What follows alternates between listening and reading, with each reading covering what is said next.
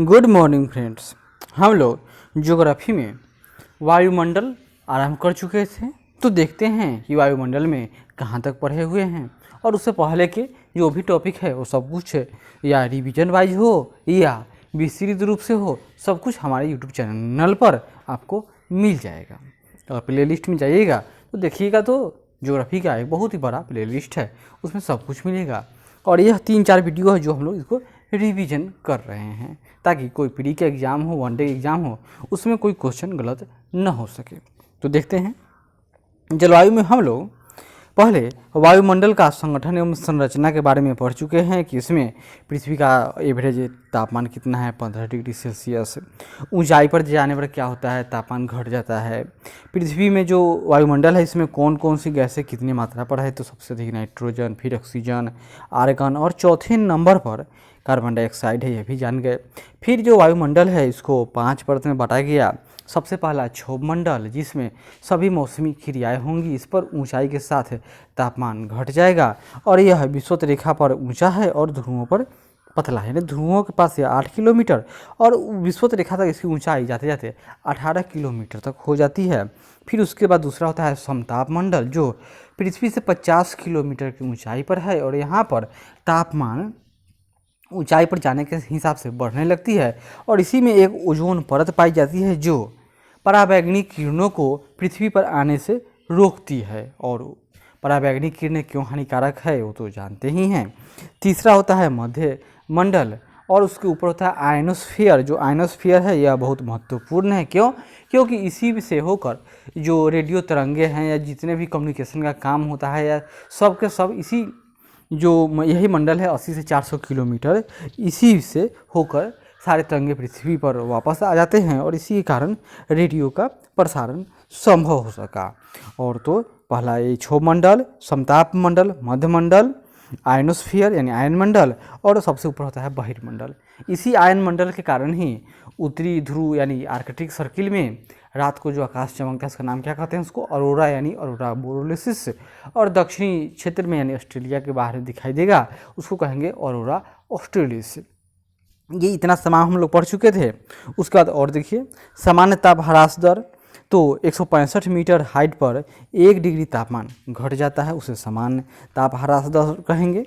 फिर उसमें हम लोग पढ़े थे एक बार कि एक सामान्य ताप ह्रास दर और फिर एक होता है उसको क्या कहेंगे हम लोग, ताप का इन्वर्जन व्युत्क्रम। यानी कि हम लोग जानते हैं कि ऊंचाई के साथ तापमान घटना चाहिए, लेकिन कभी कभी होता है कि नीचे तापमान कम है और ऊपर अधिक हो गया, इसी को कहेंगे तापीय विलोमता। ऐसा क्यों होगा? आकाश साफ हो, सर्दी के दिनों में देर तक आकाश ठंडा रहे जिससे धरती ठंडा हो गया, लेकिन ऊपर फिर सुबह होगा तो ऊपर धूप है जिससे गर्मी आ गया। चाहे बहुत तरह, जैसे कि घाटी के कारण घाटी में तापमान का कम होना, चोटी पर तापमान अधिक हो जाना, बहुत सारे कारण हैं। उसके बाद में फिर हम लोग अल्बिडो के बारे में पढ़े थे। अल्बिडो मतलब क्या होता है? फिर हम लोग अल्बिडो के बारे में भी पढ़ चुके थे। अल्बिडो क्या होता है कि जो सूर्यातप पृथ्वी पर आ गया उसको कौन कितना रिटर्न करता है, यानी जो सूर्यातप है इसको रिफ्लेक्स जो कितना कर रहा है उसी का अनुपात होता है। सबसे अधिक जो सूर्यातप है यानी आइसोलेशन है, इसको रिफ्लेक्ट कौन करता है, तो ताज़ा बर्फ़, उसका एल्बिडो 80 से 85% तक होता है सबसे ज़्यादा। और सबसे कम किसका होगा, तो यह काली सड़क या कंक्रीट का जो इमारत या जो आज के शहर बन गए हैं उसको क्या कहा गया, उसको कहा जाता है हीट आइलैंड की संज्ञा दी जाती है, क्योंकि ये बहुत कम सूर्यातप का रिफ्लेक्शन करते हैं, जिस कारण क्या होगा कि ये हम इनका अल्बिडो मात्र 10 से 15% होता है, यानी कि यह 80 से 85% तक या उससे भी अधिक सूर्यातप को संग्रहित कर लेंगे, अवशोषित कर लेंगे। अतः वहाँ का तापमान बढ़ जाएगा और हीट आइलैंड में तो यह तक हो जाता है कि उस क्षेत्र का तापमान अलग के क्षेत्रों से 5-5 डिग्री से अधिक तापमान अंतर रहता है। यह सब देख चुके हैं। फिर उसके बाद यह पूरा मौसमी घटना है, आगे देखिए। और बहिर्मंडल हो गया, सूर्यातप भी हम लोग देख चुके हैं। सूर्य का तप, सूर्य से आने वाला ऊर्जा को ही सूर्यातप कहेंगे और इससे पृथ्वी गर्म। पृथ्वी गर्म कैसे होती है? पृथ्वी गर्म सूर्यातप से डायरेक्ट नहीं होगा, क्योंकि सूर्यातप, यहाँ देखिए, यह सूर्य है, यह पृथ्वी है। सूर्य पर जो आने वाली किरणें होती है लघु वेव तरंगे होती है। लेकिन तो पृथ्वी का जो वायुमंडल है यह लघु तरंगों को तो आने देती है, लेकिन वापस रात्रि में जब यहाँ से सूर्य तप हटेगा इस क्षेत्र में, तो वहाँ से जो सूर्य का जो ताप था इसका फिर रिटर्निंग होगा। जब पृथ्वी पार्थिव विकिरण करेगी तो यह लॉन्ग वेव के रूप में करती है। कैसे? Long wave.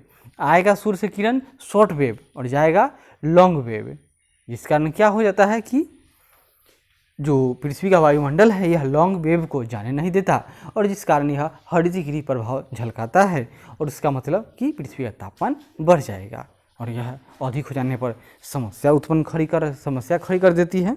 आगे देखते हैं। और वायुमंडल गर्म कैसे होगा? तो प्रायः 3 तरह से। एक होगा विकिरण, चालन, संवहन। तो विकिरण के लिए तो कोई माध्यम न चाहिए, जैसे कि सूर्य है और पृथ्वी इसके बीच कोई माध्यम है न है, तो विकिरण के माध्यम से पृथ्वी पर ऊर्जा का आना या विकिरण है। दूसरा संवहन, तो पृथ्वी के वायुमंडल में जो संवहन की क्रिया होती है गैस और द्रव में, और इस तरह से वायुमंडल भी पृथ्वी का किससे गर्म होगा? तो संवहन क्रिया द्वारा। और तीसरा का नाम है चालन। तो यह मुख्य रूप से धातु में पाई जाती है। फिर दूसरा कारण होता है तापमान, यानी पृथ्वी का जो तापमान है यह हर जगह समान नहीं है। पृथ्वी जानते हैं कि हम लोग कैसा है, कहते हैं ये गोल है, लेकिन पृथ्वी एक अलग ही साइज है, इसका स्पेशल है। इसका जो 0 डिग्री यानी बीच का क्षेत्र है, यहाँ से 23 डिग्री नॉर्थ और 23 डिग्री साउथ यानी कर्क और मकर रेखा के मध्य है, तो तापमान पृथ्वी पर अधिक मिलेगा। लेकिन जो जैसे जैसे आगे जाएंगे तो 66.5 डिग्री उत्तर और 66.5 डिग्री दक्षिण यानी यह समशीतोष्ण क्षेत्र होगा और उसके आगे पोलर रीजन। लेकिन इसमें भी सब जगह एक समान तापमान नहीं मिलेगा। इसके यानी इसको निर्धारित करने वाले कारक जैसे ऊंचाई, सागर से दूरी, स्थलीय एवं जलीय स्वभाव, धरातल की प्रकृति, ढाल की तीव्रता, प्रचलित पौने, समुद्री धाराएं, उच्चावच यानी मेघाच्छादन तथा वनस्पतियाँ, इन सब के कारण तापमान में अंतर होगा। जैसे सागरीय तल से दूरी, यानी कि यह भारत का मैप है। हम लोग जानते हैं कि जो दक्षिण भारत है यह विषुवत रेखा के नज़दीक है और दिल्ली या राजस्थान समुद्र से दूर है। फिर भी इन सब क्षेत्र से अधिक तापमान गर्मी के दिनों में राजस्थान में हो जाता है। क्यों?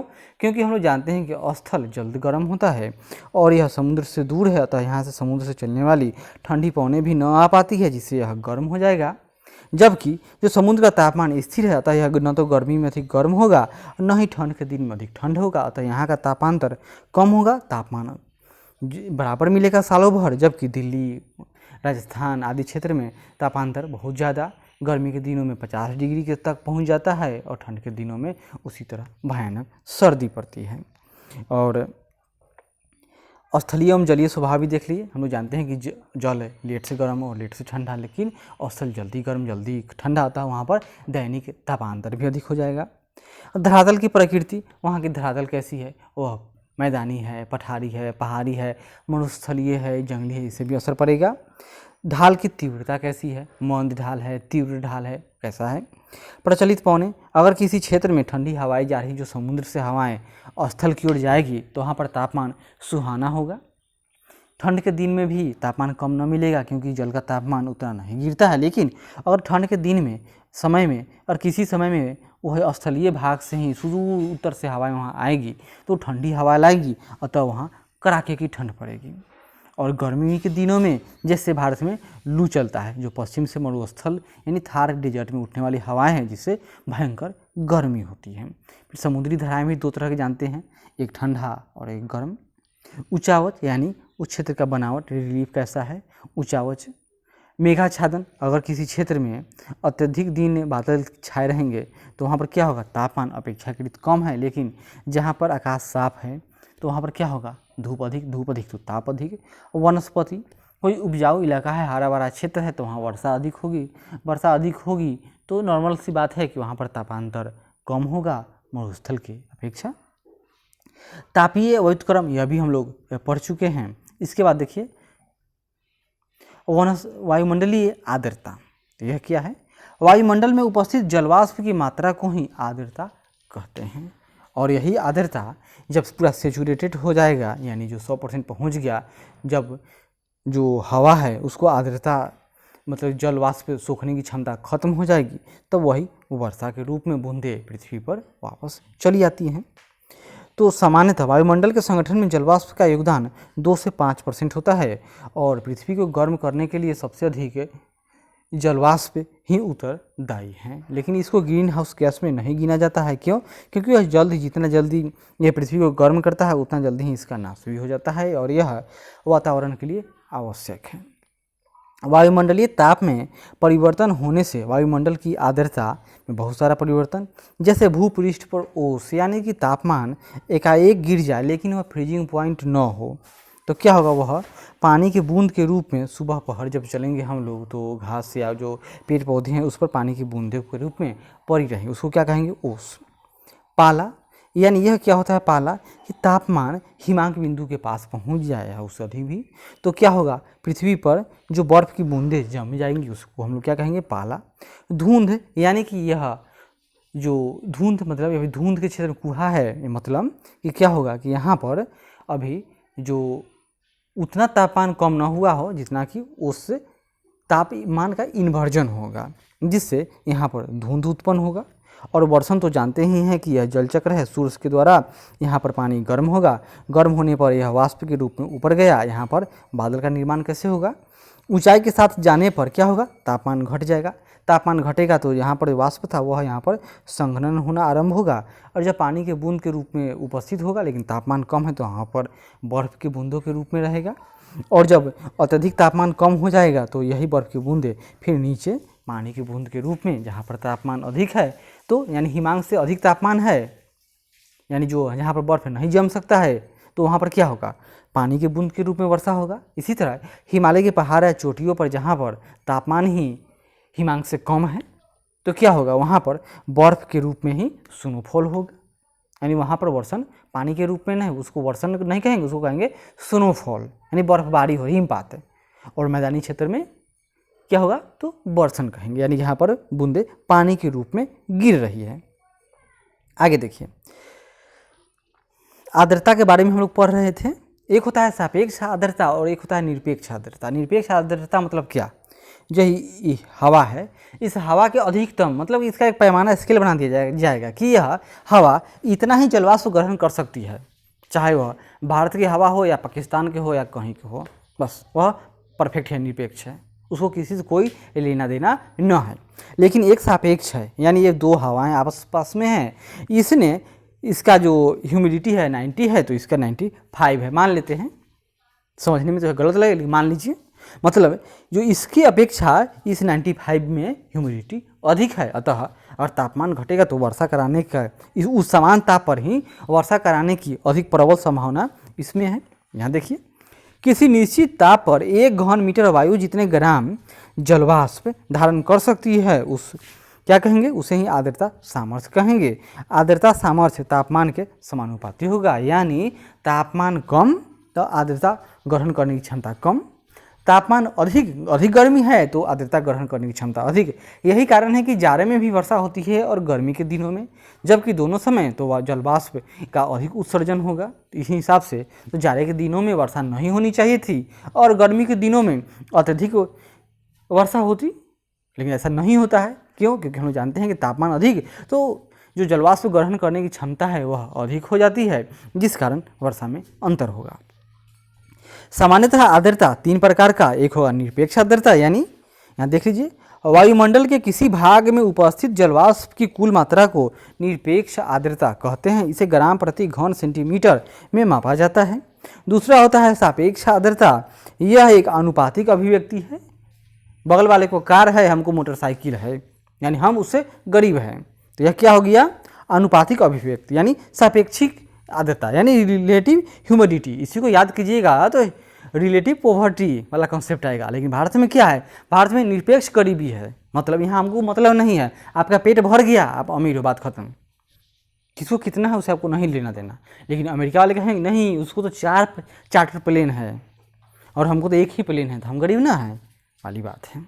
आगे देखिए, सापेक्षिक आर्द्रता का वायु के तापमान से व्युत्क्रमानुपाती संबंध होता है, यानी सापेक्षिक आर्द्रता मतलब क्या, तापमान बढ़ जाएगा तो क्या होगा, सापेक्षिक आर्द्रता वो कम हो जाएगी, क्योंकि उसको तो अभी और उसका भूख बचा हुआ है, तापमान कम है तो उसका आर्द्रता, उसका पेट भर गया, बस यानी वह जल्द ही जो जलवाष्प है वह पानी के बूंद के रूप में होगा और नीचे गिर जाएगी। यही कारण है कि जाड़े के दिनों में कम जलवाष्प यानी कम आर्द्रता होने की स्थिति में भी वर्षा हो जाती है, और गर्मी के दिनों में उससे अधिक आर्द्रता है, ह्यूमिडिटी है, फिर भी वर्षा नहीं हो पाती है। क्यों? क्योंकि तापमान अधिक है। विशिष्ट आर्द्रता, वायु की प्रति इकाई मात्रा में विद्यमान जलवाष्प की मात्रा को विशिष्ट आर्द्रता कहते हैं। इस पर वायु दाब तथा तापमान में परिवर्तन का कोई प्रभाव नहीं पड़ता है। इसकी इकाई ग्राम प्रति किलोग्राम है। बाकी सब क्या था, यहाँ देखिए, यह निरपेक्ष आर्द्रता प्रति घन सेंटीमीटर क्यूब में मापा जाएगा, जबकि विशिष्ट आर्द्रता की इसकी इकाई प्रति ग्राम किलोग्राम है, ग्राम प्रति किलोग्राम। आगे देखिए, संघनन यानी कंडेंसेशन, मतलब यहाँ पर क्या हुआ, गर्मी हुआ, जलवाष्प ऊपर गया, लेकिन जब तापमान घटेगा तो यह जलवाष्प अब पानी के बूंद के रूप में जमा होने लगेगा। इसी को क्या कहेंगे, संघनन यानी कंडेंसेशन। तो संघनन एक ऐसी प्रक्रिया है जिसमें वायुमंडल में विद्यमान जलवाष्प का जलकण या हिमकण में परिवर्तन होता है। तापमान अगर 0 डिग्री से ज़्यादा है तो वह जलकण के रूप में संघनन होगा, अगर तापमान 0 डिग्री या उससे कम है तो वह हिमकण में परिवर्तित हो जाएगा। हिमकण की क्रिया वायु में उपस्थित सापेक्षिक आर्द्रता की मात्रा पर निर्भर करती है। जब हवा में सापेक्षिक आर्द्रता 100% हो जाती है तो उस हवा को क्या कहेंगे, सैचुरेटेड हो गया है। अब उसको किधरों से कुछ भी खिला लीजिए, कितना भी उसको रसगुल्ला दिखाइए, वह न खाएगा, यानी उसको भूख नहीं है, वो खाएगा तब जानते हैं क्या हो सकता है। जिस तापमान पर वायु के असंतृप्त होने पर संघनन की क्रिया आरंभ हो जाती है उसे ही उषांक बिंदु कहेंगे, यानी ड्यू पॉइंट। मतलब अब जलवाष्प वाष्प में नहीं, अब वह पानी के बूंद के रूप में आ गया सामने, यह क्या है, तो वही उषांक बिंदु यानी ड्यू पॉइंट। और सुबह सुबह वो जब दिखाई देता है मतलब कि तापमान आपका क्या है, तो 0 डिग्री से ज़्यादा है। संघनन की क्रिया यदि हिमांक के नीचे होती है तो पाला या तुषार उत्पन्न होता है, जबकि इसके हिमांक के ऊपर होने पर जलवाष्प, कुहरा, कुहासा, ओस आदि बनते हैं। वायु दाब, यह भी महत्वपूर्ण है, देख लेते हैं। धरातल या सागर तल के प्रति इकाई क्षेत्रफल पर वायुमंडल की समस्त परतों के द्वारा पड़ने वाले भार को वायु दाब कहते हैं। यह पृथ्वी है और इसके चारों तरफ से तो वायुमंडल की बहुत मोटी परत है। अब इस सब का तो कुछ न कुछ तो वेट होगा, तो यह पृथ्वी पर लगाएगा प्रेशर इस तरह से, तो अब क्या होगा, तो पृथ्वी पर तो कुछ प्रेशर पड़ा, वह उसका वेट है, तो वही क्या है, तो वायुमंडल का यानी वायु दाब है। समान वायु दाब वाले क्षेत्रों को मिलाने वाली रेखा को समदाब रेखा यानी आइसो बार कहते हैं। इन रेखाओं की परस्पर दूरियां वायु दाब की दाब प्रवणता को दर्शाती हैं। मतलब मान लेंगे कि यह 0 डिग्री है, यहाँ पर निम्न वायु दाब है, तो 0 डिग्री पर निम्न वायु दाब की जो रेखाएं होंगी वह सीधी सीधी गुजरेगी। लेकिन यहाँ पर देखिए, यह स्थल है, यह सागर है, तो सागर में गर्मी के दिनों में सागर से अधिक गर्म कौन है, तो असल मंडल, अतः सागर में निम्न दाब, तो सागर में ऊपर भेज देंगे। तापमान मान लेते हैं कि यहाँ पर ऊपर जाने पर माइनस हो रहा है तो निम्न दाब ऊपर घट जाएगा, लेकिन यह स्थल पर, और जबकि सागर में उस अपेक्षा उच्च दाब है, यानी यहाँ नीचे इस तरह से बना सकते हैं, तो यानी यह टेढ़ा मेढ़ा होता चला जाएगा। लेकिन यह एक रेखा है, यानी कि वह उन्हीं क्षेत्रों से जाएगा जहाँ से बराबर बराबर है, जैसे कि सब आगे देखेंगे। पृथ्वी तल पर सर्वाधिक वायु दाब होता है तथा ऊंचाई के साथ यह घटता जाता है। इसकी माप मिली बार में की जाती है। वायु दाब का मापन करने वाला यंत्र वायु दाब मापी या बैरोमीटर कहलाता है। वायु दाब का घटना बढ़ना कई कारकों यथा वायु का ताप, ऊंचाई, जलवाष्प की मात्रा, पृथ्वी के गुरुत्वाकर्षण बल, पृथ्वी की दैनिक गति आदि द्वारा प्रभावित होती है। जलवाष्प की मात्रा बढ़ने पर वायु दाब में कमी आ जाती है। जब वायुमंडल का दाब कम हो जाए दाब, तो क्या होगा, बार बार क्वेश्चन आता है एकाएक अगर वायुमंडल की जो दाब है, बैरोमीटर का जो प्रेशर दाब है वह गिर जाए तो क्या होगा, तो उसका मतलब होता है तूफान आएगा। वायु दाब की पेटियाँ, तो वायुमंडलीय दाब के अक्षांशीय वितरण के आधार पर पृथ्वी को मुख्य रूप से 4 विभिन्न या मुख्य वायु दाब पेटियों में बांटा गया है। जैसे यह बीच वाला, यह क्या है, तो यह यहाँ देखिए इतना मान लेते हैं, यह 5 डिग्री नॉर्थ से 5 डिग्री साउथ तक। यह क्या है, इसको कहते हैं हम लोग निम्न वायुदाब की पेटी। उसके बाद दूसरा होगा आपको, वो कहाँ मिलेगा, तो 30 से 35 डिग्री अक्षांश तक, यह यानी इतना क्षेत्र यहाँ से। यह क्या है, तो यहाँ पर जो 30 से 35 डिग्री अक्षांश से यह पट्टी, ये पट्टी के रूप में पाया जाता है। यहाँ पर हाई प्रेशर यानी उच्च दाब रहेगा। फिर इसके बाद 66.5 डिग्री यानी 60 से 65 डिग्री पर वह क्या होगा, लो प्रेशर, और ध्रुव पर वहाँ पर क्या होगा, हाई प्रेशर। तो जो हाई प्रेशर और लो प्रेशर कैसे है, लो प्रेशर यानी यहाँ पर तापमान अधिक है, अतः यहाँ से हवाएं इस तरह से ऊपर उठेगी और यहाँ से भी ऊपर उठेगी, और जहाँ ये हवाएं गिरेंगी वहाँ क्या होगा, वहाँ हाई प्रेशर उत्पन्न होगा। ठीक है, इसी तरह से 66.5 डिग्री से भी हवाएं ऊपर उठेगी, और यहाँ भी, सॉरी कहाँ गया, यहाँ भी 66.5 डिग्री से हवाएं इस तरह से ऊपर उठा और कहाँ गिरेगा, तो यही 30 से 35 डिग्री इलाके पर हवाएं दोनों तरफ से गिर रही है, यानी हवाएं नीचे आएगी, अतः वहाँ पर हाई प्रेशर। और ध्रुव, तो ध्रुव पर भी हाई प्रेशर होगा, अतः 66 डिग्री पर लो प्रेशर, यानी इस 66.5 डिग्री से भी हवाएं कहाँ जाएगी, तो ध्रुवों की तरफ जाएगी। इतना अगर समझ लिए तो अच्छी बात है। आगे देखते हैं कौन कौन पूरे दुनिया में चार कौन कौन कटिबंध पाए जाते हैं। तो पहला बीच में विश्वतीय निम्न दाब या भूमध्य रेखीय वायुदाब कटिबंध। दूसरा उपोष्ण उच्च वायुदाब कटिबंध, यानी जो 30 से 35 डिग्री वाला। तीसरा होता है आपका, उसका क्या नाम है, उसका नाम होता है उपध्रुवीय निम्न दाब वायुपेटी, यानी 66.5 डिग्री वाला। और चौथा होता है यह पोलर, यानी दक्षिणी ध्रुव। इसी तरह विश्वतीय विधि तो एक ही है, तो यह एक।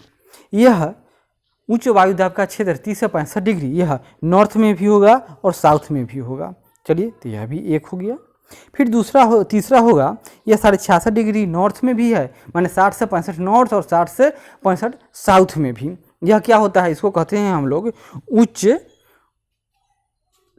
उपध्रुवीय निम्न वायुदाब कटिबंध। यह है लो प्रेशर है, यह 60 से 65 डिग्री, यह तीसरा। और चौथा होगा दोनों तरफ के ध्रुवों पर हाई प्रेशर।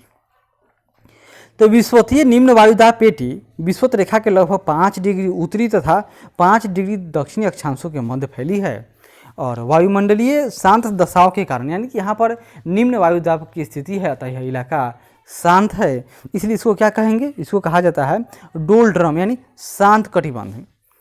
यही क्षेत्र अंत उस कटिबंधीय अभिसरण क्षेत्र यानी ITCZ inter tropical conversion zone का भी होता है। यानी सूर्य की किरणें जहाँ लंबवत पड़ेंगी वहाँ पर निम्न दाब का क्षेत्र रहेगा, वह शांत होगा, उसको क्या कहेंगे, इंटर ट्रॉपिकल कन्वर्जन जोन। और यह क्षेत्र हमेशा सूर्य के साथ नॉर्थ या साउथ में मूवमेंट करेगा। जब सूरज कर्क रेखा पर जून के समय में, यानी भारतीय उपमहाद्वीप में से होकर कर्क रेखा गुजरती है, जब सूर्य की किरणें कर्क रेखा पर लंबवत चमकेंगी तो यही ITCZ भारत के ऊपर भी चला आता है, और यह उत्तर में तिब्बत तक पहुंच जाता है। और यही जब मकर रेखा पर सूर्य की किरणें लंबवत चमकेंगी तो यही ITCZ का मूवमेंट दक्षिण की तरफ भी होता है। लेकिन भारत में अधिक मूवमेंट क्यों हो जाता है, यानी लो प्रेशर अधिक क्यों होगा, क्योंकि यहाँ पर मैदान लैंड है और लैंड का तापमान अधिक बढ़ेगा समुद्र की अपेक्षा। यही कारण है कि ITCZ का यहाँ पर इस तरह से हो जाता है मूवमेंट, यानी कि यह थोड़ा कर्व लेता है और उत्तर की तरफ पहुँच जाता है। आगे देखिए, उपोष्ण उच्च वायुदाब कटिबंध लगभग 30 से 35 डिग्री उत्तरी और दक्षिणी अक्षांशों के मध्य फैला हुआ है। अत्यधिक शुष्क और शांत पवनों के कारण ये शीतोष्ण मरुस्थलों के निर्माण में भी सहायक है। दुनिया के जितने भी अगर मरुस्थल मुख्य रूप से पाए जाते हैं वो सब के सब लगभग इसी क्षेत्र में आपको मिल जाएंगे, और इसमें शीत और शुष्क मरुस्थल भी हैं। जैसे इसको अश्व अक्षांश भी कहा जाता है। क्यों, पहले के ज़माने में समय में जब व्यापारी घोड़ों को लादकर इन अक्षांशों से गुजरते थे तो कभी कभी क्या होता था, क्योंकि घोड़ों मतलब वो जहाज चलना बंद कर दिया क्योंकि हवाएं रुक गई। अब उन लोगों को लगता था कि भाई अब समुद्र एक घोड़ा मांग रहा है, तो समुद्र में कुछ लोग घोड़ा फेंक देते थे, जिसके कारण क्या हुआ कि जहाज हल्का हो गया, अतः अब जहाज फिर मूवमेंट उसमें आरंभ हो गया। इसीलिए इसको अश्व अक्षांश भी कहा जाता है। तीसरा पेटी है उपध्रुवीय निम्न वायुदाब की पेटी, जो 60 से 65 डिग्री अक्षांश यानी उत्तरी अक्षांश और दक्षिणी अक्षांश दोनों तरफ स्थित है। यह निम्न वायुदाब पाए जाने के कारण पृथ्वी के घूर्णन से संबंधित है। यानी कि यहाँ का जो निम्न दाब है वह कैसे है, तो यह पृथ्वी के घूर्णन से संबंधित है, जबकि 0 डिग्री वाला था वह ताप से संबंधित था। और हम लोग आगे पढ़ेंगे कोरोलिसिस फोर्स, फिर फेरेल का नियम। कोरोलिसिस फोर्स क्या है, यह देखिए, यह 0 डिग्री, प्रत्येक पवन यहाँ से गर्म होगी और क्या करेगी, तो यह 90 डिग्री नॉर्थ और 90 डिग्री साउथ यानी पोल पर जाना चाहेगी। लेकिन होता क्या है कि हम लोग जानते हैं कि पृथ्वी पश्चिम से पूर्व की तरफ मूवमेंट कर रही है, तो यह जब हवाएं यहाँ से चला तो इसको सीधा तो यहाँ जाना चाहिए था, लेकिन इस हवा में मूवमेंट होगा। कैसे मूवमेंट होगा, यह सीधा यहाँ से चलना शुरू कर इसको यहाँ जाना है, लेकिन तब तक तो पृथ्वी यहाँ चला गया, अतः महसूस लगेगा हम लोगों को कि यह इस तरह से कर्व ले रहा है। इसी को क्या कहेंगे, कोरोलिसिस फोर्स या फेरेल का नियम, कि जब हवाएं विषुवत रेखा को पार करती है तो उत्तरी ध्रुव में वह अपने दाईं ओर घूम जाती है और दक्षिणी ध्रुव में तो अपने बाएं ओर यानी इधर। अगर हवाएं इधर से इस तरह कर्व लेगा तो ऐसे होगा, अगर यही हवा इधर से इधर जाएगा तो इस तरह का यह कर्व ले लेगा। आगे बढ़ते हैं। पवन क्या है, पृथ्वी पर वायुदाब की विषमताओं के कारण हवाएं उच्च वायुदाब से निम्न वायुदाब की ओर प्रवाहित होती है। क्षैतिज रूप से प्रवाहित इन हवाओं को ही पवन कहते हैं। पवन मतलब क्षैतिज यानी क्या, यह पृथ्वी का जो सरफेस है इसी के साथ साथ है, लंबवत रहता तो ऊपर की ओर। कोरियोलिसिस बल के कारण पवन उत्तरी गोलार्ध में अपने दाहिनी ओर तथा दक्षिणी गोलार्ध में बाईं ओर विक्षेपित हो जाती है। पवन की उत्पत्ति और उनका प्रवाह कई कारकों का प्रतिफल है, जैसे वायु दाब, प्रवणता बल, यानी कि कहीं लो प्रेशर है कहीं हाई प्रेशर है, तो लो प्रेशर में क्या होगा, हवाएं गर्म होगी और इस तरह से ऊपर उठेगी, और हाई प्रेशर मतलब क्या, वहाँ पर तापमान कम है और अतः वहाँ पर हवाएं सिकुड़ रही है तो वहाँ पर हवाएं नीचे गिरेंगी। और जो लो प्रेशर है यहाँ से हवाएं खाली होगी जगह, तो क्या होगा, जो हाई प्रेशर है वहाँ से स्थल के साथ हवाएं चलेंगी और इस लो प्रेशर को भरने का काम करेगी। मतलब ये हवाएं इस तरह से एक श्रृंखला शुरू हो जाता है, यानी हाई प्रेशर से हवाएं लो प्रेशर की तरफ कैसे आएगा, तो ये फिर से ये लो प्रेशर, यह हाई प्रेशर, तो हाई प्रेशर से हवाएं लो प्रेशर की तरफ स्थल मार्ग से आएगी और लो प्रेशर पर हवाएं गर्म होकर ऊपर उठ गया तो यह ऊंचाई पर जाएगा, फिर गर्म होगा और फिर गर्म होकर ठंडा होगा, ठंडा होकर कहाँ गिरेगा, तो हाई प्रेशर पर। तो यह एक चक्र है जिससे भी हवाएं यानी पवनें चलना आरंभ कर देगी। कोरियोलिसिस बल, यह भी जान ही गए। अभी केंद्रीय त्वरण यानी केंद्र की ओर लगने वाला बल, क्योंकि पृथ्वी क्या है, तो ये पृथ्वी का मूवमेंट है इस तरह से, यानी पृथ्वी पश्चिम से पूर्व की ओर घूम रही है और पृथ्वी का जो ठोस भाग है वो तो मूवमेंट कर रहा है, लेकिन ऊपर द्रव है, ऊपर वायुमंडल में हवाएं हैं, अतः यह उसके साथ नहीं सक पाते हैं घूर्णन करने में, जिससे इसमें गति उत्पन्न हो जाता है, घूर्णन बल आदि। अब जब पवनें हैं यह कई प्रकार के हैं, जैसे कुछ होगा अस्थायी पवन, उसका कुछ होगा व्यापारिक पवन, पछुआ पवन, यानी इसको कुछ को कहेंगे हम लोग परमानेंट विंड या प्लेनेटरी विंड, उस कुछ को कहेंगे सीजनल विंड, कुछ को कहेंगे लोकल विंड। तो देखते हैं अस्थायी पवन। तो अस्थायी या प्रचलित पवन 3 प्रकार की होगी, उसका नाम क्या है, पहला व्यापारिक पवन। ये पवनें उपोष्ण कटिबंधीय उच्च वायुदाब पेटी से यानी 30 से 35 डिग्री से, यह 30 से 35 डिग्री बन नहीं है, यह 0 डिग्री है आपका, तो यहाँ से पेटी से विषुवतीय निम्न दाब पेटी की ओर दोनों गोलार्धों में सतत रूप से प्रवाहित होती है, यानी ये लगातार इस तरह से यहाँ पर मूवमेंट है लगातार। और 0 डिग्री तो यहाँ गर्म होगा तो फिर यहाँ पर इस तरह से हवा चल देगा। यहाँ भी देखिए, मतलब यह 0 डिग्री तो यहाँ से हवा इस तरह से स्थल मार्ग से आ गया और यहाँ पर गर्म होगा तो फिर इस तरह से यहाँ वापस चला जाएगा। यानी लो प्रेशर मतलब क्या, तापमान अधिक है तो हवा गर्म होगा और हवा गर्म होने पर क्या होगा, यह क्षेत्र है यहाँ पर हवा गर्म होगा तो हवा इस तरह से ऊपर उठ गया। क्लियर है, यह 0 डिग्री है। और जो हवा यहाँ पर गिर रहा है यह क्या है, तो यह आपका 30 से ये देखिए 35 डिग्री नॉर्थ एंड साउथ है, तो यहाँ पर दोनों तरफ से हवा गिरेगा, यानी यहाँ पर 66 डिग्री फिर निम्न मतलब 60 से 65 डिग्री क्या है, तो वह भी लो प्रेशर इलाका है, तो वहाँ से भी हवा इस तरह से उठेगा और वह भी कहाँ गिरेगा, तो वह भी इसी 30 से 35 डिग्री पर गिरेगा हवा। क्लियर है, आगे देखते हैं पछुआ पवन।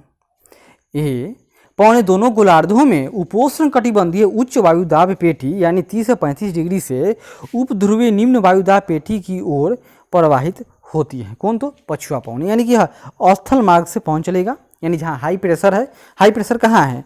तो 30 से 35 डिग्री पर हाई प्रेशर है। लो प्रेशर कहाँ हो गया? तो आपके 60 से 65 डिग्री। तो यहाँ पर हवाएं क्या चलेगा? तो इस तरह से अस्थल मार्ग से चलेगा। और जहाँ पर हाई लो प्रेशर होगा यानी तापमान, तो वहाँ पर क्या होगा? वहाँ से हवाएं ऊपर उठकर और फिर नीचे गिरेगी। तो नीचे कहाँ? यानी पृथ्वी पर दो जगह हवाएं ऊपर उठती है, 0 डिग्री पर और एक पोलर रीजन में। दो जगह हवाएं नीचे गिरती है, दो जगह हवाएं ऊपर उठती है। कहाँ कहाँ? तो 0 डिग्री और 60 से 65 डिग्री उत्तरी ध्रुव और 60 से 65 डिग्री दक्षिणी ध्रुव। और दो जगह हवाएं नीचे गिरेगी। कहाँ कहाँ? तो जहाँ जहाँ हाई प्रेशर हो, जैसे 30 से 35 डिग्री उत्तरी और दक्षिणी ध्रुव तथा 90 degree north and 90 degree south के पोलर रीजन में, तो वह हाई प्रेशर है। तो पछुआ पवन तो उपध्रुवीय निम्न वायुदाब पेटी की ओर प्रवाहित होती है और 40 से 65 डिग्री में इसका क्या नाम है? तो दक्षिणी अक्षांशों में इन पवनों की प्रचंडता के कारण ही इन्हें गरजता चालीसा 40 डिग्री अक्षांश पर, 50 डिग्री अक्षांश पर प्रचंड पचासा और 60 डिग्री अक्षांश पर चीखता साठा के नाम से जाना जाता है। ऐसा क्यों? क्योंकि उस क्षेत्र में वहाँ पर जमीन का अभाव है। जब जमीन नहीं है तो हवा को कौन रोके? जब हवा को कोई नहीं रोकेगा तो इन हवाओं की गति प्रत्याशित हो जाएगी। अतः ये रोडिंग 50 वाला हाथ हो जाएगा, फास्ट एंड फ्यूरियस। मतलब कि उसको क्या क्या कहा गया है एक बार और? तो 40 डिग्री पर गरजता चालीसा, 50 डिग्री पर प्रचंड पचासा और 60 डिग्री पर 60 मतलब चीखता साठा कहा जाता है। अब आगे देखिए, ध्रुवीय पवन। ध्रुवीय क्षेत्रों से प्रवाहित पवन को ध्रुवीय पवन कहते हैं। ध्रुवीय पवन में तापमान कम होने के कारण जलवाष्प धारण करने की क्षमता कम होती है, क्योंकि तापमान कम है तो जलवाष्प धारण कम कर होगा। लेकिन यहाँ भी हाई प्रेशर है, अतः क्या होगा? यहाँ से भी हवाएं निम्न जहाँ लो प्रेशर है वहाँ की तरफ चल जाएगी, मतलब 66.5 डिग्री पर यहाँ से हवाएं चलेगी। कैसे? तो नीचे नीचे अस्थल मार्ग से। मौसमी पवन है, यहाँ देखिए, पहले एक देखे थे अस्थायी पवन, दूसरा था उसको क्या कहेंगे हम लोग? प्लेनेटरी विंड, यानी जो पूरे पृथ्वी पर चलता है। और यह है मौसमी विंड, यानी सीजनल विंड। तो सामयिक पवनें सामान्यतः 3 प्रकार की, या सीजनल विंड प्रायः 3 प्रकार की।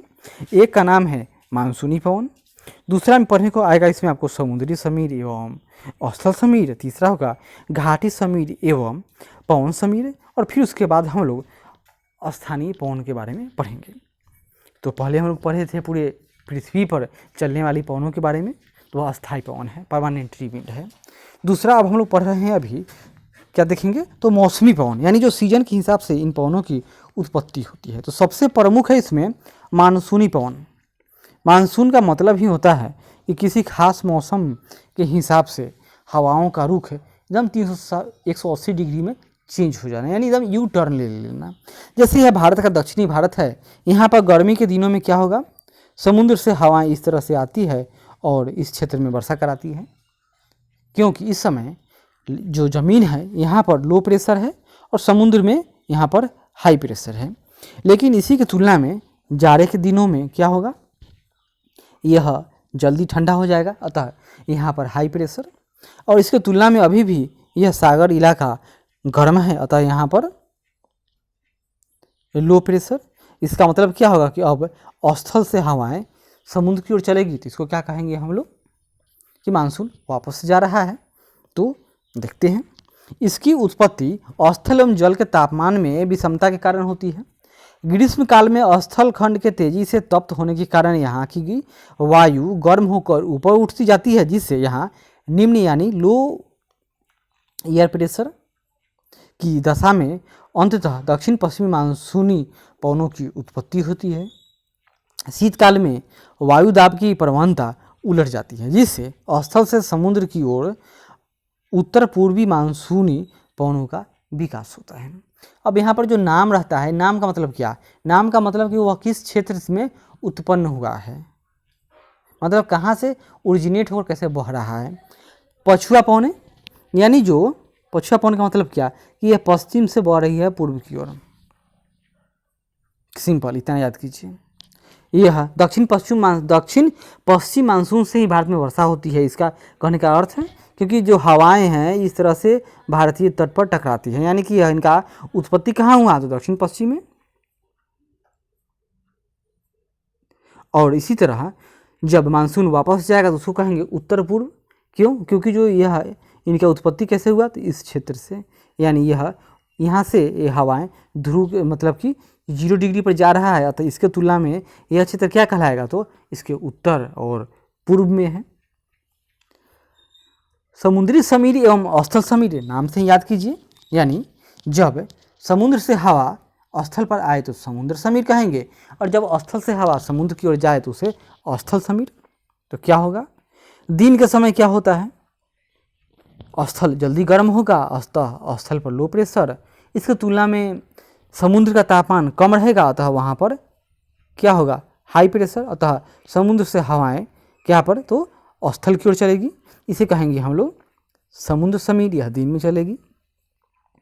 रात के समय यह स्थल है और यह समुद्र है, यह स्थल जल्दी ठंडा होगा, ठंडा हो गया अतः इसका यह हाई प्रेशर हो गया, जबकि अभी समुद्र गर्म है यानी यह लो प्रेशर है, अतः यहाँ पर अब स्थल से हवाएं समुद्र की ओर चलना आरंभ कर देगी रात्रि में। इसको क्या कहेंगे, इसको कहेंगे स्थलीय समीर, यानी कि एक सी ब्रिज और लैंड ब्रिज।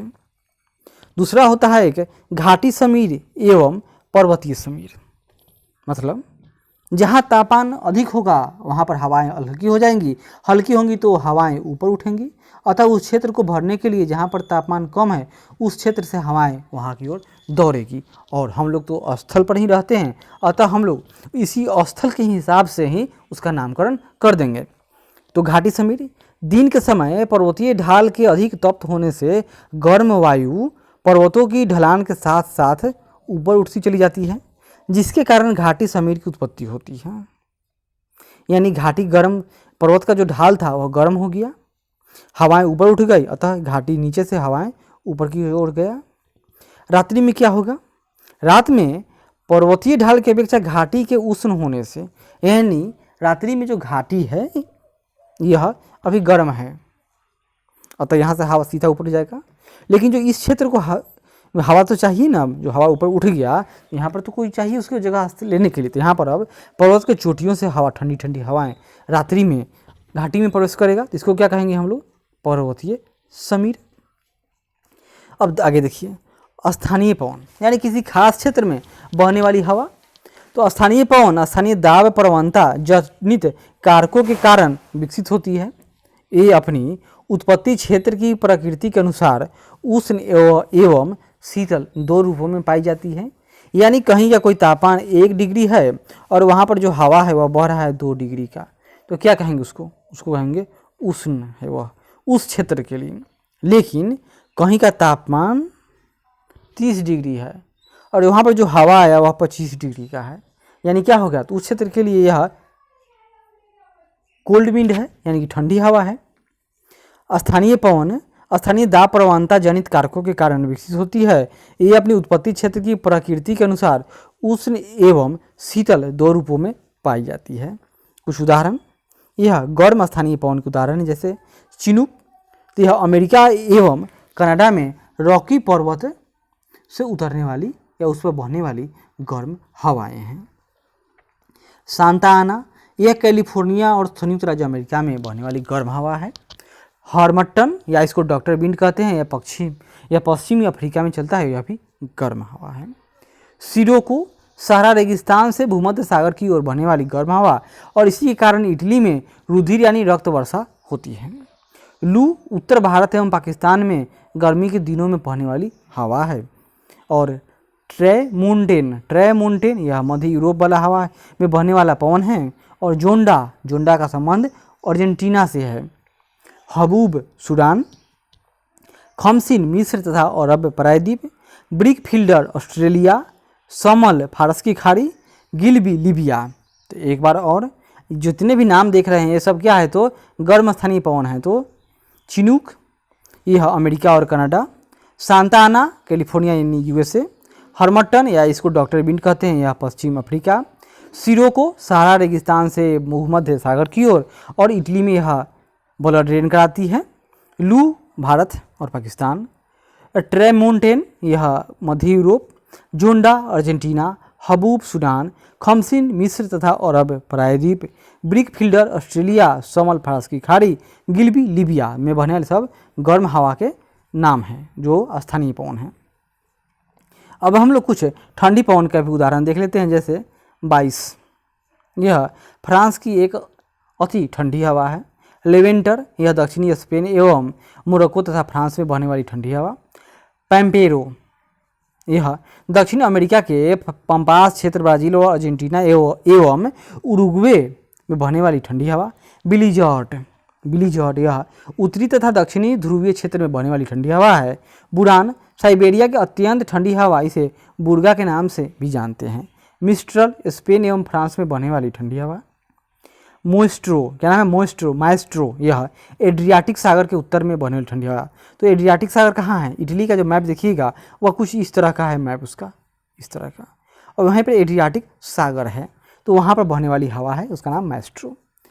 खाजरी, यह अजरबैजान, कोसावा सर्बिया में। फिर से आज जो ठंडी हवा है इसका एक बार और, तो 22, लेवेंटर, पेम्पेरो, बिलीजर्ड, बुरान, मिस्ट्रल, माइस्ट्रो, खाजी, ये सब ठंडी स्थानीय पवन के उदाहरण हैं।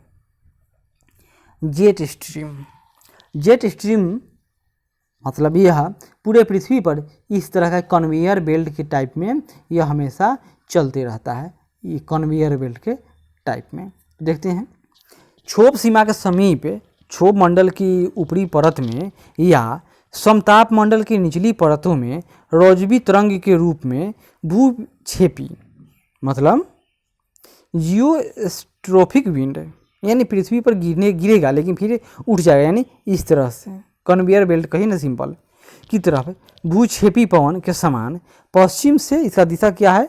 पश्चिम से पूर्व की ओर वायुमंडलीय विक्षोभ के रूप में होने वाले विसर्पण, मेंडरिंग कर रहा है ना, को ही जेट स्ट्रीम कहा जाता है। सामान्यतः इनकी संरचना दोनों गोलार्धों में 20 डिग्री अक्षांश से ध्रुवों के मध्य परिध्रुवीय भंवर के रूप में होता है।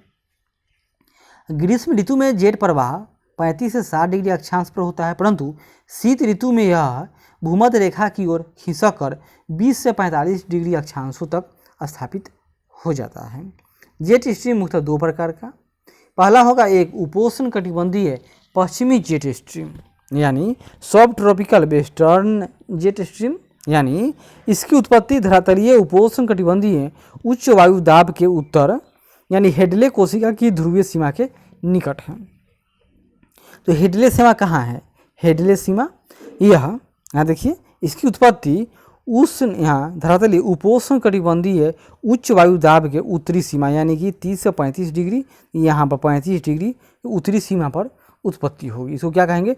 हेडले सेल के क्षोभ सीमा के समीप वायु के अभिसरण से निर्मित वाताग्र पर होती है।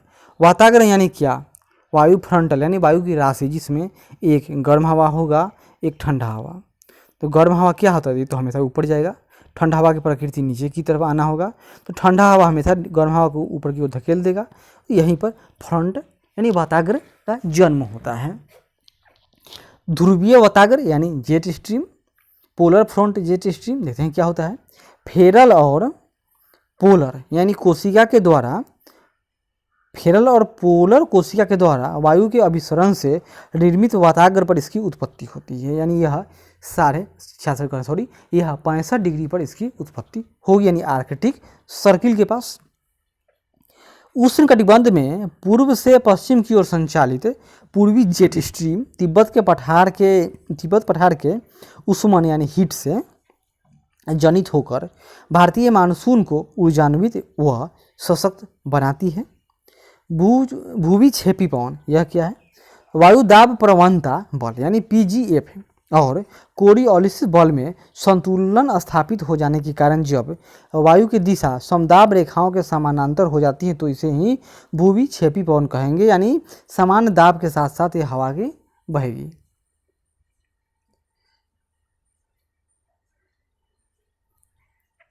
आगे बढ़ते हैं।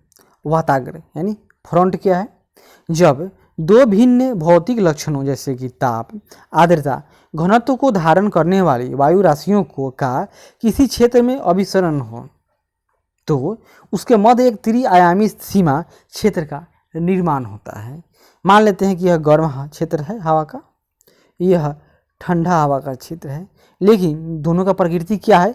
जो गर्म हवा है यह ऊपर उठेगा, जो ठंडा हवा इसका प्रकृति है यह नीचे जाएगा। तो इस तरह का क्षेत्र उत्पन्न होगा, वही त्रिआयामी सीमा क्षेत्र होगा और उसी को क्या कहेंगे? वाताग्र कहते हैं।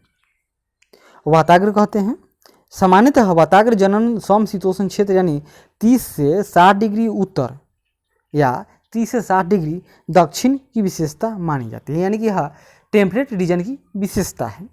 वाताग्र के निर्मित होने को वाताग्र जनन यानी फ्रंटोजेनेसिस तथा समाप्त होने को वाताग्र क्षय यानी फ्रंटोलाइसिस कहते हैं। वाताग्र जनन में दो वायु राशियों का अभिसरण तथा वाताग्र भाग में वायु राशियों का एक दूसरे पर अध्यारोपण होता है। वाताग्र जनन तथा संबंध मौसम के आधार पर वाताग्र मुख्यतः 4 प्रकार के वर्गीकृत किए गए हैं।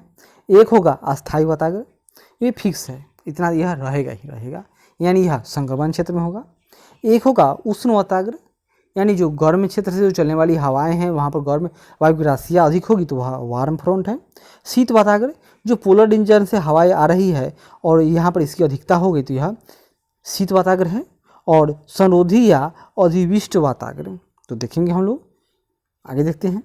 वाताग्र विनाश क्षय की अवस्था में जब यानी जो अंतिम अवस्था में जब ठंडी वायु गर्म वायु को पूरी तरह विस्थापित कर देती है तब तापमान में तेजी से कमी आने के साथ उच्च वायु दाब के विकास के कारण वाताग्र समाप्त हो जाता है। क्लियर। पहले यहाँ स्थल, ये स्थल भी, यहाँ पर गर्म हवा था, ठीक है, यहाँ पर ठंडा हवा है। अब ठंडा हवा गर्म हवा की ओर चलेगा, क्योंकि गर्म हवा की प्रकृति है कि यह ऊपर उठेगा, तो धीरे धीरे ऊपर उठना शुरू हुआ और यह ठंडी हवा की जो हवा है यह भी इसको धकेलना शुरू करेगी। धीरे धीरे धीरे धीरे यह प्रक्रिया समाप्त हो जाएगी। यह है कि चारों तरफ जो ठंडी हवा ही स्थापित हो जाएगी तो क्या हुआ? वाताग्र खत्म हो गया। जब ध्रुवीय प्रदेश की शीतल वायु राशि उष्ण प्रदेश की गर्म वायु राशि से मिलती है तो असंतत यानी डिसकंटिन्यूटी कहेंगे उसको, सतह के रूप में शीतोष्ण चक्रवातों की उत्पत्ति होती है। तो ये सब वाताग्र घटना कहाँ है? तो यह टेम्परेट रीजन का यानी 30 से 65 डिग्री के बीच की घटना है। वाताग्र का निर्माण सामान्यतः उन मध्य अक्षांशीय क्षेत्रों में होता है जहाँ पछुआ पवन और ध्रुवीय पूर्वी पवन का अभिसरण यानी क्या? कन्वर्जन मतलब क्या? आपस में मिलन होता है। चक्रवात एवं प्रति चक्रवात यानी साइक्लोन। चक्रवात एक ऐसी चक्रीय वायु संचरण प्रणाली है जिसके केंद्र में क्या होगा? निम्न वायु दाब, यानी जो चक्रवात है यह इसका केंद्र है, मान लेते हैं यहाँ पर लो प्रेशर, लेकिन बाहर से हवाएं इस तरह से उसमें क्या होगा? उसका मूवमेंट हो रहा है, जिससे बाहर में क्या होगा? तो देखिए बाहर की ओर हाई प्रेशर यानी उच्च वायु दाब की दशा होती है और ऐसी स्थिति में केंद्राभिमुख दाब प्रवणता के कारण केंद्र की ओर वायु का तीव्र चक्रीय प्रवाह आरंभ हो जाता है। यानी जो चक्रवात की उत्पत्ति कैसे होगा? यहाँ लो प्रेशर क्रिएट हो गया, अतः चारों तरफ से हवाएं इस क्षेत्र को भरने के लिए आना आरंभ कर दिया, जिससे यह एक तरह से यहाँ पर ये मूवमेंट शुरू होगा, यह नाचना शुरू कर देगा और जब नाचेगा तो इसके केंद्र में तो मतलब लो प्रेशर है ही, लेकिन बाहर हाई प्रेशर उत्पन्न है। इसमें चक्रीय वायु प्रवाह का प्रतिरूप उत्तरी गोलार्ध में घड़ी की सुई की विपरीत दिशा में, देख लीजिए यह 0 डिग्री है। अगर उत्तरी ध्रुव यानी उत्तरी गोलार्ध में इस क्षेत्र में अगर कोई चक्रवात उत्पन्न होगा उसका मूवमेंट कैसे होगा? घड़ी की दिशा तो ऐसे चलती है, लेकिन उसका मूवमेंट होगा इस तरह से, यानी घड़ी की सुई के विपरीत इस तरह से। और दक्षिणी ध्रुव में, तो दक्षिणी ध्रुव में यह घड़ी के सुई के समान, यानी इस तरह से उसका मूवमेंट होगा। किसका? तो चक्रवात में बहने वाली हवाओं का, या चक्रवात की दिशा भी। चक्रवात 2 प्रकार के होते हैं, एक होगा उष्णकटिबंधीय चक्रवात, दूसरा होगा शीतकटिबंधीय चक्रवात। भूमध्य रेखीय क्षेत्र में महासागरों के ऊपर जिसकी सतह का तापमान कम से कम 27 डिग्री हो उच्च आर्द्रता हो तथा उच्च कटिबंधीय चक्रवातों की उत्पत्ति होती है। मतलब कम से कम तापमान 27 डिग्री होना चाहिए, किसका, तो महासागर का, आर्द्रता हाई हो और उष्ण कटिबंधीय चक्रवातों की उत्पत्ति के लिए यह आवश्यक है। सामान्यतः इसका व्यास 80 से 300 किलोमीटर होता है। इनकी गति स्थल की अपेक्षा सागरों पर अधिक तेज, क्योंकि सागर से ही इनको ऊर्जा मिलेगा। सामान्यतः ये व्यापारिक पवनों के साथ पूर्व से पश्चिम की ओर गति करते हैं। इनका विस्तार उष्ण कटिबंध में 5 से 30 डिग्री अक्षांश के बीच होगा। वायु के ऊर्ध्वाधर प्रवाह के कारण 0 से 5 डिग्री अक्षांश के मध्य चक्रवात नहीं उत्पन्न होंगे, क्योंकि वह शांत घाटी क्षेत्र है, वह लो प्रेशर का इलाका है पूर्णतः, यानी उसको डोल्टर्म कहा गया है। चक्रवातों की उत्पत्ति कहाँ होगी, तो 5 से 10 डिग्री अक्षांश के मध्य ही मुख्य रूप से होती है। दूसरा होता है शीत चक्रवात। शीतोष्ण कटिबंधीय चक्रवात का गर्त को गर्त चक्रवात अथवा निम्न दाब क्षेत्र भी कहा जाता है। इनकी उत्पत्ति दोनों गोलार्धों में 30 से 65 डिग्री अक्षांशों के बीच होती है। इन अक्षांशों के बीच जब उष्ण वायु राशियाँ शीतल ध्रुवीय वायु राशियाँ से मिलती हैं तो गर्त चक्रों की उत्पत्ति होती है, यानी कि यह पूर्णतः फ्रंटल जेनेसिस यानी कि वाताग्र से उत्पन्न होने वाली चक्रवातीय घटनाएं हैं। यानी इसमें एक तरफ से गर्म हवा जाए, एक तरफ से ठंडा हवा, और उनके कन्वर्जन से जो चक्रवात उत्पन्न हो वही शीत चक्रवात है। शीत ऋतु में भूमध्य सागर पर शीतोष्ण कटिबंधीय चक्रवात सक्रिय हो जाते हैं। इसका प्रभाव दक्षिणी स्पेन, दक्षिणी फ्रांस, इटली, बाल्कन प्रायद्वीप, तुर्की, इराक, अफगानिस्तान और उत्तर पश्चिमी भारत में तक हो जाता है। जो जाड़े में हम लोग के यहाँ जो वर्षा होती है वह शीत चक्रवात के कारण ही होती है। इनमें दाब प्रवणता कम तथा समदाब रेखाएं भी आकार की होती है। कैसे, तो भी आकार की।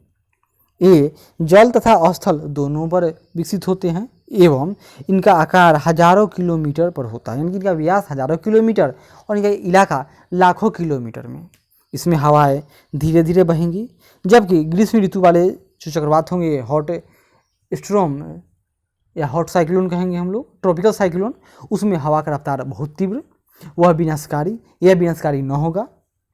ट्रॉपिकल साइक्लोन में क्या होता है, वह अत्यधिक वर्षा, जो शीत चक्रवात है इसमें वर्षा कम होगी धीरे धीरे, लेकिन कई दिनों तक उसमें सब कुछ क्षणिक होगा, यह आराम से होगा धीरे धीरे मंद गति से, कोई टेंशन नहीं है इसको। उसका नाम रखा जाता है क्योंकि वह विनाशकारी है, लेकिन इसका कोई नाम नहीं रखा जाता। ये यानी शीत चक्रवात के बारे में पढ़ रहे हैं, ये अधिकतर शीत ऋतु में उत्पन्न होते हैं। इनका वायु वेग उष्ण कटिबंधीय चक्रवातों से कम होता है।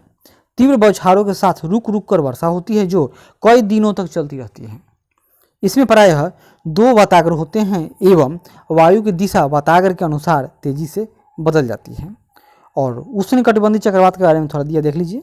उष्ण कटिबंधीय चक्रवातों को कैरेबियन सागर तथा अमेरिका में हरिकेन, पूर्वी चीन सागर, जापान और फिलीपींस में टाइफून, ऑस्ट्रेलिया में बिलीबिली और भारत में चक्रवात ही कहते हैं।